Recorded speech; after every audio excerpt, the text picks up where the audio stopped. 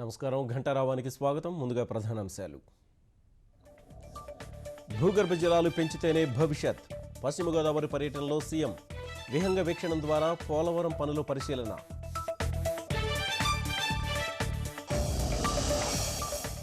ఇంకుడు గుంతల ఆవశ్యకతను తెలియజేస్తున్న సుజలాం సుఫలాం సదస్సులు.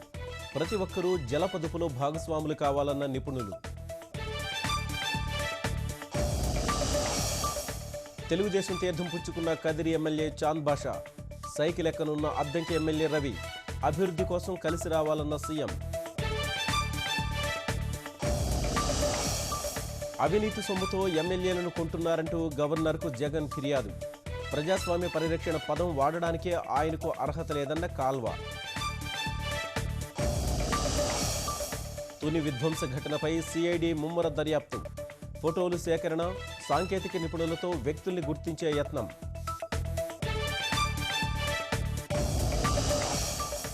నిప్పులు కొలిమిని తలపిస్తున్న రాష్ట్రం. రాయలసీమలో ఉదయం నుంచే వడగాడ్పులు.